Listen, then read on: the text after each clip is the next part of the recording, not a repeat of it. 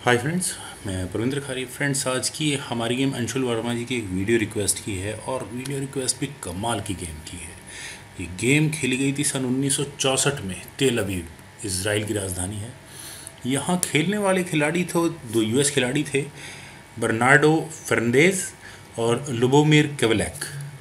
तो फ्रेंड्स, देखते हैं कि आखिर इस गज़ब की गेम में ऐसा गज़ब का हुआ क्या था। यहाँ गेम की शुरुआत की बर्नार्डो ने C4 इंग्लिश ओपनिंग के साथ, तो नाइट F6 यहाँ लुबोमिर ने किया। देन नाइट C3, तो G6 G3, bishop G7, bishop G2 और इसके बाद यहाँ ब्लैक ने कैसल किया D3, तो C5 और गेम की ट्रांसपोजिशन सिमेट्रिकल इंग्लिश वेरिएशन की तरफ ट्रांसपोज होती हुई E3, तो नाइट C6 स्क्वायर पर knight at G goes to E6, then D6 और इसके बाद अब कहीं जाकर यहाँ केवलैक ने कैसल किया। बिशप D7, तो रुक B1 स्क्वायर पर, देन क्वीन C8, तो रुक E1 स्क्वायर पर। ऑलमोस्ट दोनों ही खिलाड़ियों ने अपनी पीस पोजिशनिंग को काफ़ी अच्छा कर लिया है। Bishop H3 offering bishop exchange, लेकिन यहाँ वाइट ने ना बिशप एक्सचेंज किया, उसे यहाँ लाइट स्क्वायर्ड बिशप अपना बचा कर रखना है, तो उन्होंने यहाँ किया बिशप H1, देन E5, तो A3, देन H5 और फ्रेंड्स H5 के बाद अब यहाँ ब्लैक की गेम प्लानिंग शुरू होती है। B4 यहाँ पहले वाइट ने किया, तो H4 और यहाँ इस H पॉन को आगे पुश करके इसका मतलब कैसल्ड पॉन स्ट्रक्चर को डिस्ट्रॉय करना है। B5 नाइट पर अटैक, तो नाइट गया E7 स्क्वायर पर, E4 ताकि यहाँ ये पॉन पोजीशन पूरी तरह से इंटरलॉक्ड रह सके। तो नाइट H7 यहाँ पहले ब्लैक ने किया और ब्लैक इंटेंशंस अब यहाँ अपने इस F पॉन को आगे पुश करने की है। बिशप E3, तो F5 और फ्रेंड्स यहाँ आखिर ब्लैक इस F5 को क्यों कर पाया है, क्योंकि उसने यहाँ अपने इस लाइट स्क्वायर बिशप को H1 स्क्वायर पर प्लेस कर दिया है। तो ब्लैक यहाँ थोड़ी देर के लिए अफोर्ड कर सकता है इस H3 अपने लाइट स्क्वायर बिशप को अनडिफेंडेड छोड़ने की। तो E takes F5, G takes F5, लेकिन इस सारे प्रोसेस में अगर आप यहाँ देखें तो ब्लैक का पॉन स्ट्रक्चर बिल्कुल डिस्ट्रॉय हो चुका है। नाइट D5 और फोर्सिंग नाइट एक्शंस, जिसे यहाँ मेरे ख्याल से तो ब्लैक को करने में कोई प्रॉब्लम है नहीं। Knight takes D5, bishop takes D5 with check, तो किंग H8 स्क्वायर पर कोई प्रॉब्लम नहीं है खास ज़्यादा। F4 ताकि यहाँ ये F पॉन और ज़्यादा आगे पुश ना हो। तो नाइट F6 यहाँ पहले ब्लैक ने किया और वजह आप देख सकते हैं कि अगर एक बार ये पॉन एलिमिनेट हुआ तो क्या क्या हो सकता है। बिशप गया वापस H1 स्क्वायर पर, तो नाइट G4 और फ्रेंड्स यहाँ ये नाइट G4 स्क्वायर पर इस बिशप पर बहुत स्ट्रॉन्ग अटैक है।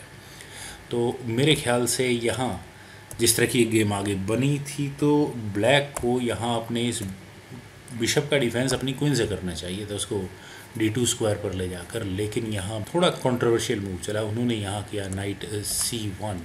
कंट्रोवर्शियल इसलिए मैं कह रहा हूँ क्योंकि ब्लैक का आप यहाँ देखें कि अटैक काफ़ी स्ट्रॉन्ग है, काफ़ी पीसेस उसके किंग के नज़दीक पहुँच चुके हैं, वाइट के किंग के नज़दीक। और यहाँ वाइट ने अपने नाइट को अपने किंग के डिफेंस से थोड़ा दूर कर दिया है, तो ब्लैक को यहाँ मौका मिला E टेक्स F4 करने का। बिशप टेक्स F4, यहाँ इस D6 पॉन पर भी अटैक बनता है, तो बिशप D4 चेक। और फ्रेंड्स, जिस अटैक को अभी ब्लैक ने लगाया तो वो यहाँ अब समझ में आना शुरू हो चुका है। आप यहाँ इस किंग की पोजीशन को देखिए, दोनों ब्लैक के बिशप्स की पोजीशन बहुत अच्छी है, तो इसका डिफेंस सिर्फ एक ही है, बिशप को E3 स्क्वायर पर लेकर आने का। लेकिन फ्रेंड्स, यहाँ ये बिशप आप देखेंगे कि 2 बार ब्लैक के पीसेस अटैक कर रहे हैं और सिर्फ एक रुक का डिफेंस है, तो इट मीन्स यहाँ ब्लैक चाहे तो मेटेरियल अप हो सकता है, लेकिन क्या सच में ऐसा हो सकता है? मान लो अगर यहाँ ब्लैक करे नाइट टेक्स E3, तो शायद ये प्री मैच्योर मूव होगा, क्योंकि वाइट यहाँ करेगा क्वीन H5 चेक,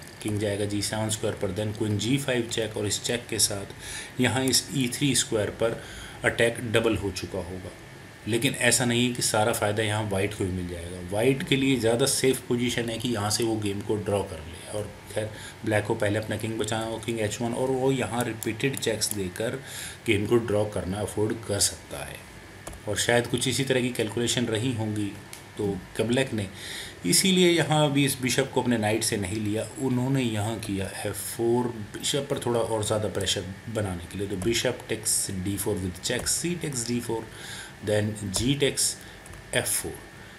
ये मूव फ्रेंड्स मेरी नज़र में गलत है, क्योंकि यहाँ वाइट के लिए बहुत बेटर ऑप्शंस थी। उन्हें यहाँ ज़रूर अपने इस रुक को सेकंड रैंक में प्लेस करके अपने पीसेस को किंग की सेफ्टी की तरफ जल्दी से जल्दी लेकर जाना चाहिए था। जी टेक्स F4 करने के बाद यहाँ ब्लैक ने पहले किया रुक G8, और जो मैं अभी थोड़ी देर पहले कह रहा था कि यहाँ अपने पीसेस को सेकंड रैंक में लेकर आना शुरू कर देना चाहिए था फ्रेंड्स, वो मैं इसीलिए कह रहा था। और अब वाइट यहाँ क्या करे, नाइट को E2 में, जैसा बार बार बोल रहा हूँ कि अपने पीसेस को जल्दी से जल्दी, जितना जल्दी हो सके उतना जल्दी किंग की सेफ्टी के लिए लाना चाहिए। लेकिन नाइट E2 में एक प्रॉब्लम है, ब्लैक यहाँ पहले करेगा नाइट E3 चेक, और नाइट E3 चेक होने के बाद डिस्कवर्ड चेक आएगी और यहाँ वाइट को अपनी क्वीन गंवानी पड़ जाएगी। तो सबसे बड़ी प्रॉब्लम जो यहाँ बर्नार्डो के साथ है वो है क्वीन पर डिस्कवर्ड अटैक, मतलब डिस्कवर्ड चेक के साथ क्वीन पर अटैक। तो क्वीन उन्होंने यहाँ मूव की अपनी D2 स्क्वायर पर, ठीक है।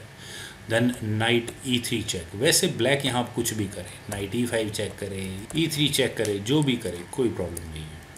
खैर आइए दोनों कंडीशंस को एक बार देखते हैं। यहाँ मान लो अगर ब्लैक नाइट E5 चेक करे, डिस्कवर्ड चेक दे अपने रुक से नाइट को E5 स्क्वायर पर ले जाकर, तो किंग मूव होगा F2 स्क्वायर पर, देन क्वीन G4। और फ्रेंड्स यहाँ एक क्वीन के G4 स्क्वायर पर आने के बाद चेक्स किस तरह से बनती हैं।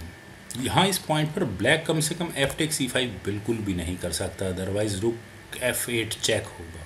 और इस चेक मेट से लगभग बचने के लिए क्वीन मान लो बीच में लग गई तो रुक टेक्स F4 चेक होगा, बिशप बीच में लग गया तो queen G2 check and met.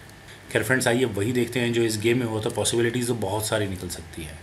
यहाँ ब्लैक ने किया था नाइट E3 चेक, ये बहुत इंटरेस्टिंग मूव है। इस चेक से बचने के लिए किंग को ही मूव करना होगा, किंग के लिए सिर्फ बचा है F2 square, then queen G4। और इस क्वीन के G4 स्क्वायर पर आने के बाद फ्रेंड्स अब चेक मेट किस तरह से होती है। अगर ये रुक इधर बीच में आ जाए तो क्या होगा, तब तो और गलत कंडीशन हो जाएगी। क्वीन इस F पॉन को लेकर यहाँ रुक को ही एलिमिनेट कर देगी। लेकिन चेस इंजन रिकमेंडेशन यहाँ इस पॉइंट पर वाइट के लिए है कि वो यहाँ क्वीन टेक्स E3 करे।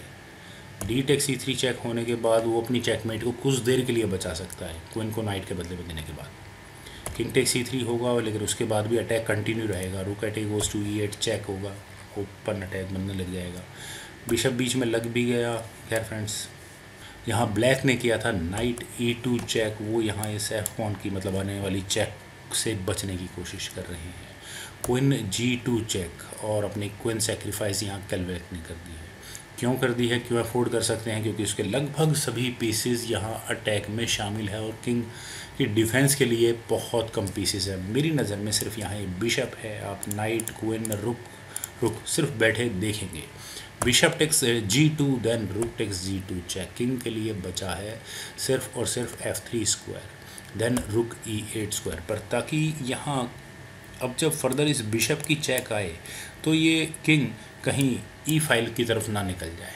तो अब वाइट को क्या करना होगा, इस चेक मेट से बचने के लिए वाइट के पास सिर्फ एक ही इलाज है कि वो यहाँ अपने इस F पॉन को आगे पुश करके अपने किंग के जाने के लिए इस F4 स्क्वायर को खोल ले। F5 यहाँ वाइट ने किया, बिशप G4 चेक, तो किंग के लिए बचा था F4 स्क्वायर देन रुक F2 चेक, और अब ये किंग के लिए बचा है सिर्फ G5 स्क्वायर, तो किंग गया G5 स्क्वायर पर, देन रुक G8 चेक किंग के लिए।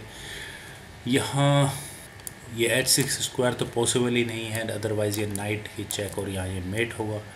तो किंग गया F6 स्क्वायर पर, then rook takes F5 check, king के लिए अब कौन सा स्क्वायर बचता है, किंग कहीं भी जाए E6 E7 जो भी स्क्वायर बचा है। E6 स्क्वायर की कैलकुलेशंस को करके देखते हैं। रुक G6 चेक होगा, किंग D7 स्क्वायर पर जाएगा, रुक G7 चेक होगा, किंग E8 स्क्वायर पर जाएगा, कुछ बचेगा ही नहीं। Bishop H5 check, king D8 square पर, rook F8 check and mate. Check mating pattern बहुत शानदार तरीके से लगा रखा है यहाँ केवलेक ने। तो बर्नार्डो ने यहाँ किया किंग E7, खैर वही है गेम में, कोई फ़र्क पड़ता नहीं। रुक G7 चेक, और अब किंग चाहे E6 स्क्वायर पर जाए वही पैटर्न बन जाएगा जो भी मैंने थोड़ी देर पहले बताया था। यहाँ किंग टेक्स D6 वाइट ने किया, लेकिन कोई फ़र्क नहीं पड़ता। फाइनल मूव था लुबोमिर केवलेक का, रुक eight F goes to G5, और यहाँ इस मूव के बाद फ्रेंड्स बर्नार्डो ने रिज़ाइन कर दिया। रेजिग्नेशन की वजह यहाँ वाइट इस रुक की चेक से किस तरह से डिफेंस कर सकता है, मेरी नज़र में तो कोई भी तरीका नहीं है। वाइट यहाँ ज़्यादा से ज़्यादा कर सकता है नाइट टेक्स D4, लेकिन रुक D7 चेक और यहाँ ये मेट, इस मेट का कोई इलाज नहीं है। फ्रेंड्स जैसा कि मैंने थोड़ी देर पहले कहा था कि आप वाइट के पीसेस को देखिए, वाइट के सभी पीसेस, इवन क्वीन, दोनों रुक और नाइट, इस अकेले किंग की किसी भी तरह से कोई हेल्प नहीं कर पा रहे थे। वहीं ब्लैक के सभी पीसेस किंग हंट में शामिल थे। क्वीन सैक्रिफाइस भी यहाँ ब्लैक अफोर्ड कर सकता था। तो फ्रेंड्स, मुझे पूरी उम्मीद है कि आपको ये माइंड ट्विस्टिंग गेम काफ़ी पसंद आई होगी। तो आप लोग इस वीडियो को लाइक करें, शेयर करें और मेरे इस यूट्यूब चैनल चेस गुरु को सब्सक्राइब जरूर करें। आपके कमेंट्स का मुझे बेहद इंतजार रहेगा। Thank you for watching and bye for now.